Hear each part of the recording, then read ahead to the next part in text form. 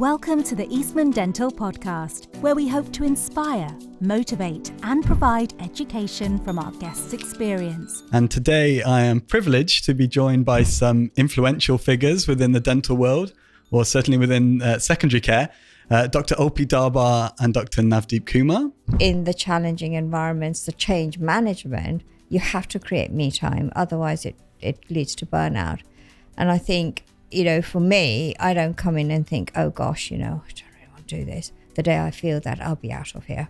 I knew that the only way to make change, coming back to where I started, is to accept some responsibility and be in a management position where you can affect that change. So that was my motivation to take on this role. With your host, Josh Hudson. Dr. Darbar is a consultant in restorative dentistry and director of dental education here at the Eastman, as well as a previous divisional clinical director.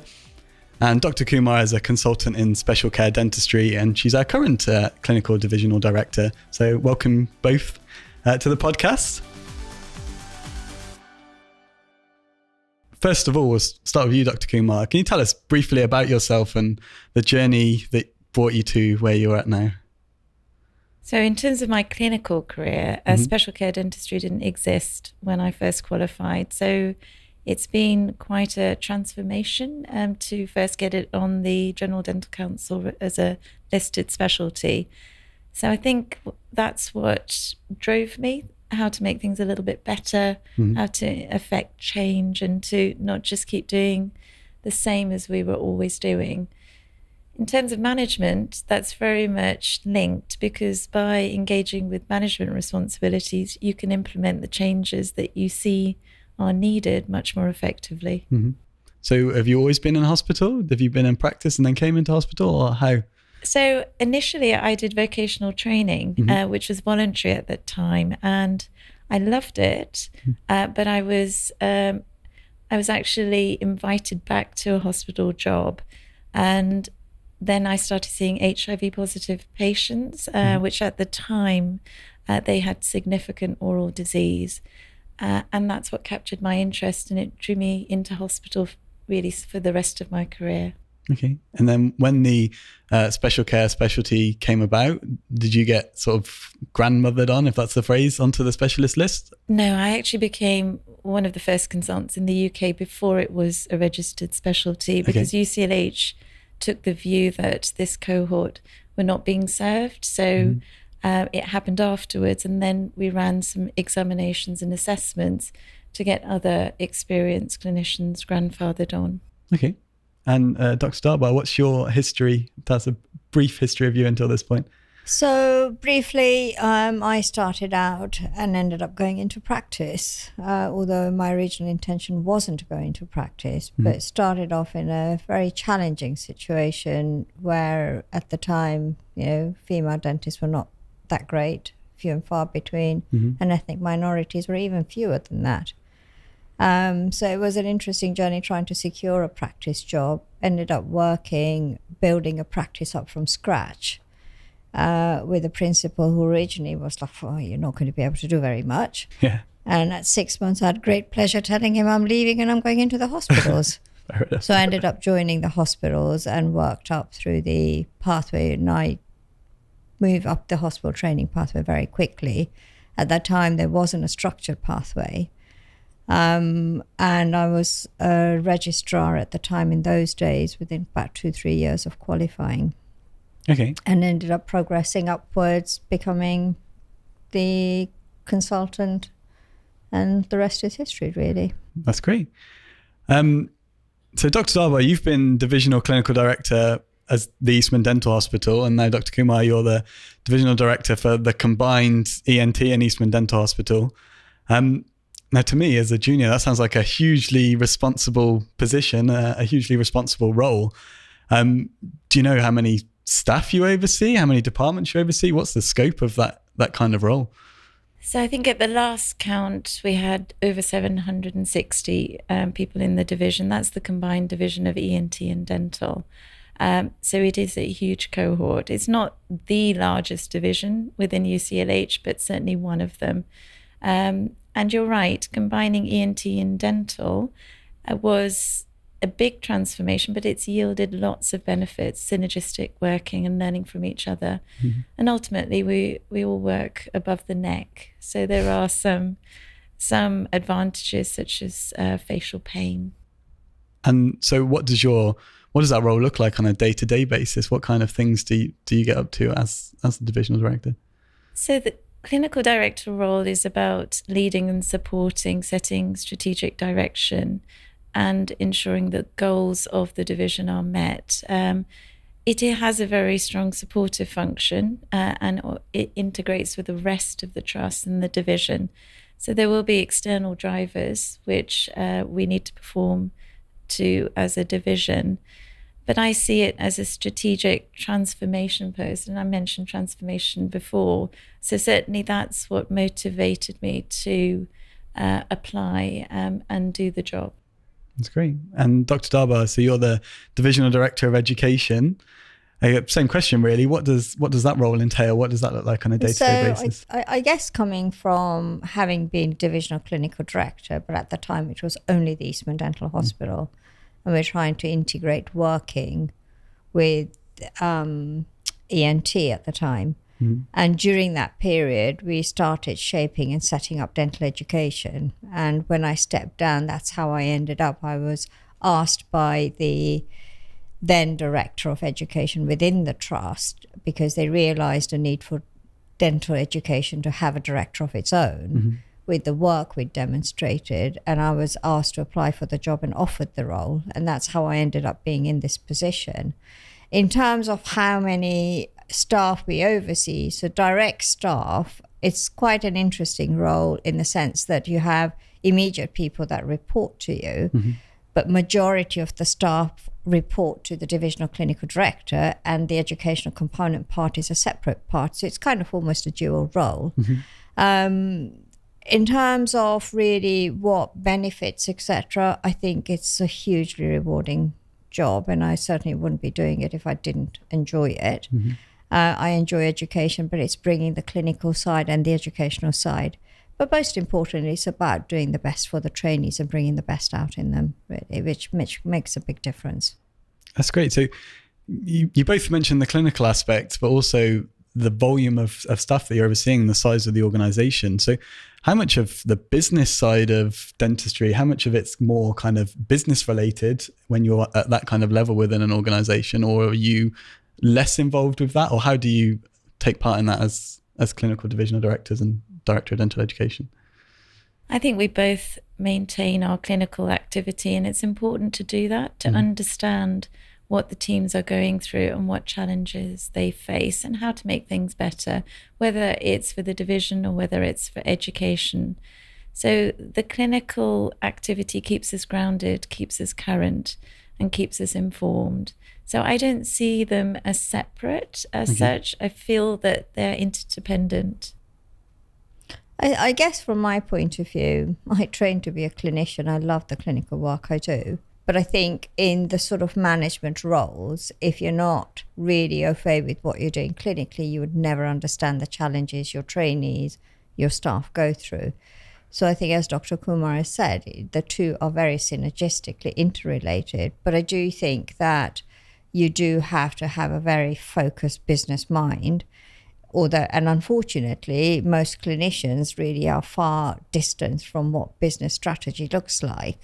And certainly one of the biggest challenges when I was appointed as clinical director that many years ago, we had the hurdle with the financial instability the Eastman was, and that kind of really drove the financial budgeting, etc., to reverse the position, making it into the very sort of sought after, wanted position that the trust regards the Eastman in now. So I think that the monetary side of it is really important as well, because gone are the days of working in an NHS where, money didn't matter. You're just as accountable as you are in a private industry today. And I think that's just going to get worse. I think that's a really interesting point that you've both made, because it's the mix of having the management responsibility and being on the shop floor, I guess, if you want to put it that way. I don't think you see managers in a lot of businesses that are down on the shop floor with their employees to undertaking those roles. So I think it's really interesting that you have that within healthcare.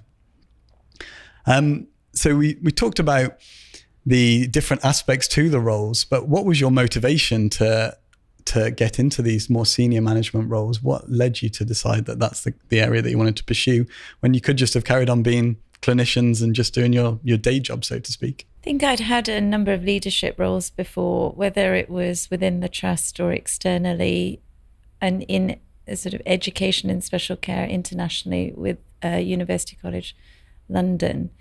I knew that the only way to make change, coming back to where I started, is to accept some responsibility and be in a management position where you can affect that change. So that was my motivation to take on this role. Okay.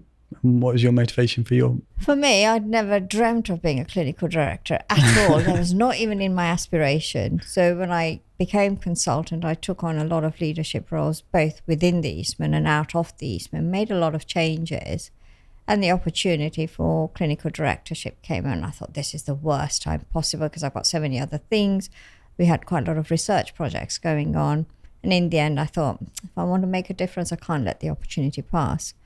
And that's how I got involved with it and thoroughly enjoyed it with the changes we made and the turnaround we made. So it was quite exciting. I guess in making change, it's not going to be easy. It's a lot of hard work. How much work is involved in these kind of roles? Is it a lot of work? Do you have a good work-life balance? How do you find juggling all of these different things? So you're right. In terms of work-life balance, it's a challenge. Mm-hmm. But I think the passion that both myself and Dr. Darbar have to implement change is that whether we were in this role or not, we would still be working on our work-life balance because both of us are strongly motivated to do the various roles that we undertake. So yes, I wouldn't say I'm the best exemplar for having a good work-life balance, but I get the rewards from the input and the time I put in. So to me, that's a balance of wanting to really get a change implemented or actually sitting back and letting it drift. Okay. And what about you, Dr. Darbar? So I suppose the philosophy of work hard, play hard, get what you want is really what I follow. I work hard, I play hard. If I get fed up, I think, got to drop all this, make me time. Obviously, the more you take on, the more challenges you take on, that becomes a little bit harder. But then when you've got people who you are supporting and driving, you almost become a role model. And what you don't want to do is actually teach them to become role models like you, but you need to help them develop themselves. And I think in the challenging environments, the change management, you have to create me time. Otherwise, it leads to burnout. And I think, for me, I don't come in and think, oh gosh, I don't really want to do this. The day I feel that, I'll be out of here. Okay, fair enough. And where do you think you got the skills that you've developed to be able to undertake these roles? Was that part of the consultant training? Is that something that you've just had through experience? How have you developed yourselves into being able to be the leaders that you are? So part of it is through previous roles. I'm also doing an MBA because I recognize that clinicians don't have the training in a formal sense that equips them to speak the same language in meetings where they may be directors of strategy, directors of finance, for example. Mm-hmm. And already a year on into my MBA, I can see the benefits because I understand if I'm speaking Spanish and they're speaking French, that we may not have agreement, and yet now I can speak French and they can speak a bit of Spanish, so we get a better outcome. Yeah. And what about yourself, Dr. So I guess when I was training as a consultant, this business about leadership and management was never integral to the training. Mm-hmm. And it was almost like, you need to do a bit of management before you do your exams and whatever. And I was the first person who set the ISFE. Okay. So that was an interesting journey in itself. I think you're either a born leader or you're not. Mm-hmm. Yes, you can go and train on courses that actually make you think differently, approach things differently. But leadership is about wanting to make a change and believing in what you do. And I think if you do that, then some of the other training courses, etc. I remember taking on clinical director's role and sitting in this big, high-powered meeting with little old me in the corner. And I'm thinking, I haven't got a clue what these people are talking about, because it just goes on and nobody tells you this is what you're going to experience. Yeah. But I think it's kind of having that self-belief and looking at how you're going to deal with it. And then you do your background work and find out what you're going to do and how you're going to do it and deal with it. So, different people approach things differently. But I think if you have drive and passion, you'll become a leader naturally anyway, really. Okay. And I think it's interesting that you mentioned about management and leadership maybe not being as much of an integral part previously. I think it definitely seems to be more that way now. So if there are more junior dentists listening that are thinking about pursuing these kind of pathways long term, often management and leadership is something that's required or something that's asked for as part of job applications and things. What opportunities have more junior clinicians got for getting that management experience? Because a lot of your experience is from other experience, I guess. So where can more junior trainees start off? So I think there are increasingly, reflecting on what you said, Dr. Darbar, there weren't the opportunities when we were in our leadership roles earlier in career, but there are a vast plethora of opportunities now, whether that's within the trust, whether that's under Health Education England, whether that's provided by private providers, but there are numerous opportunities for leadership development. It's also been recognised that leadership starts in early years and is relevant to every stage of your career. Mm-hmm. And the Spiral Leadership Toolkit demonstrates that. So if you have somebody who's supporting your career, they should be cited to these to signpost you to the most appropriate courses and development programs that are out there. But I would say certainly there are numerous opportunities now, and you may just need a guiding hand to direct you to the ones that are most appropriate. Okay. And have you got anything to add to that, Dr. Darbar? So I would probably say that I think one of the issues I see trainees, junior staff facing is almost labelling management and leadership into an umbrella term. Mm-hmm. And actually, if you think about it, it's quite simple. A trainee managing their workload is management. Yeah. Yeah. A trainee actually managing and interfacing with admin team, nursing team, etc., is all a demonstration of leadership. Mm-hmm. And what unfortunately happens at the moment, and certainly in the last couple of years, what we tend to find is trainees kind of shy away from that and don't realise that that is all management. And I think if they actually believe in themselves and look at sort of saying, well, actually, my day-to-day workload is management.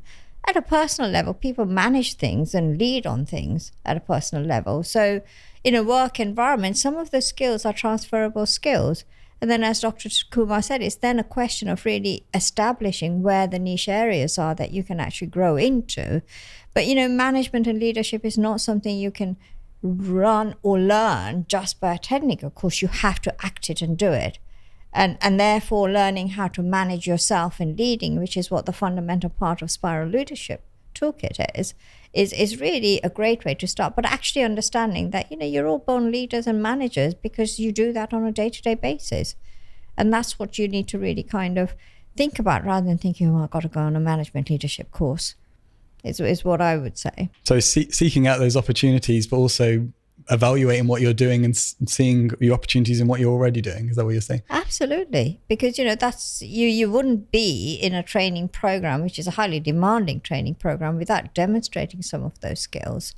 And therefore, rather than thinking, I haven't got management leadership, it's actually saying, well, I have got this. How do I need to enhance it and build on it? And which areas do I want to build on it? Which then opens up multitude of opportunities, I think. Okay, that's great. And if the listeners are thinking about maybe being more involved in management and that's something they've got an interest in, is there any advice that you would give to more junior clinicians as to what they can do to prepare themselves or to get themselves in a good position to be able to pursue that pathway in the long term? So I would probably say what juniors need to think about is open their eyes wide and look around what it is and what is available to them. Because as juniors, UCLH offer the executive shadowing program, which I know a lot of trainees go on to. There are a lot of other opportunities within the trust as well. But most importantly is your training years are the years where you shape and define which part of leadership you want to go into.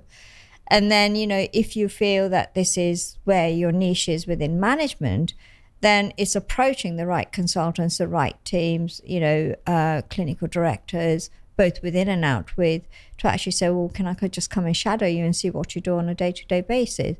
But it's got to come from within and from the junior trainee themselves, because you're the ones who are going to know which direction you want to shape into. And then you get more out of it rather than being pushed into a corner to say you need to go on to an executive shadowing program. Okay. Really. And Dr. Kumar, have you got anything to add to that in terms of advice? Yeah, I think we also need to remember that there are numerous people interested in leadership and management who may not be on a formal training program, and we can't exclude them because, of course, leadership management is very integral to what they do, and also in a primary care setting. So there are opportunities available to them. And as I've said before, if you either go to one of the college websites, to Health Education England, some of these courses are available to external applicants. And that is really to say that we mustn't just think of people on formal training programs that this is relevant to. It's everybody. So I would expect a specialty dentist to have leadership and management expertise and for that to be in their CV. And certainly, as Dr. Darbar mentioned earlier, they would be doing that because they'll be leading on projects, whether it's audit, service evaluation, that is all leadership. And that's really important to reflect on as well. Yeah. And so you mentioned it there in terms of primary care. What opportunities are there in primary care for management and leadership? Is it all in secondary care, or are there opportunities in primary care? I think there are huge opportunities in primary care, and currently the focus of service deliveries in line with transformation is bringing that interface together, hospital and primary care, and that certainly needs to underpin that. And a couple of the initiatives we've taken have actually been bringing the primary care practitioners into the fold and actually building them and growing them. So I think there are a lot of opportunities in primary care, very, very similar to what you get in the hospital services, albeit in a different setting. And if you're a practice manager, practice owner, want to drive a change, etc., and then there are opportunities of going into, the sort of BDA healthcare groups, etc., which really have a strong voice for primary care practitioners.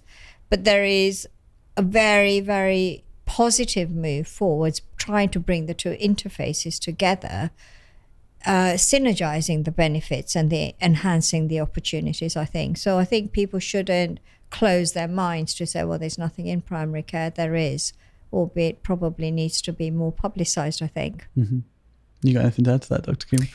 Yeah, I think that's absolutely correct. I do feel that sometimes people may be doing management and leadership courses to fulfill their training requirements. And actually, it's the absolute opposite of that. To be effective in anything you do, whether you're in training or not in formal training, you need that as an extra couple of strings to your bow, because it will greatly enhance your career experience. Okay.